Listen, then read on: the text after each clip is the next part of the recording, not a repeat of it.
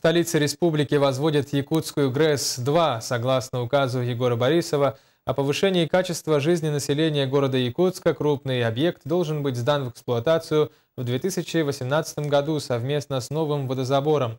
Ежедневно на масштабной стройке ГРЭС-2 трудятся более 150 человек и 60 единиц техники. Репортаж Виталия Абрамова. Строят объект для обеспечения надежного электроснабжения центрального энергорайона Якутии с учетом перспективного развития до 2020 года, а также замещения выбывающих мощностей ГРЭС-1. Всего республика делится на 4 энергорайона.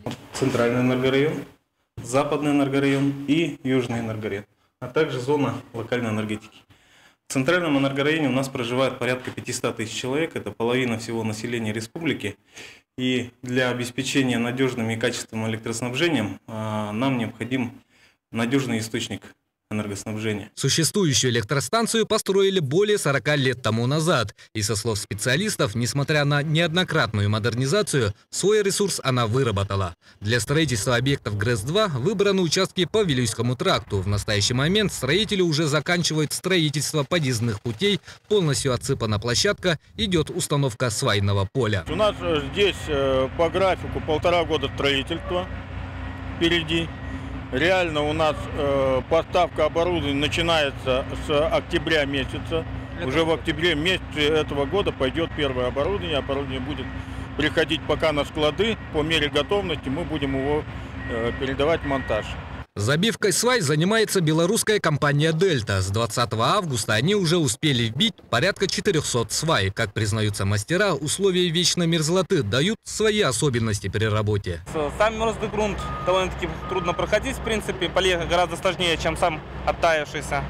Но у него нет никаких доносных горизонтов, поэтому перекрытие обсадных труб на тех горизонтах не требуется. Строительство ГРЭС предусмотрено с комбинированной выработкой электрической и тепловой энергии на базе газотурбинного оборудования. Предусмотрена установка 7 модулей с общей мощностью 330 мегаватт и тепловой мощностью 569 гигакалорий в час. Основное топливо – природный газ. Одновременно будут строиться газовые сети 2,5 километра, 50 километров схемы выдачи электрической мощности. Это линия 110 киловольт на Табагу и далее линия 10 киловольт отсюда на подстанцию Дачная пойдет.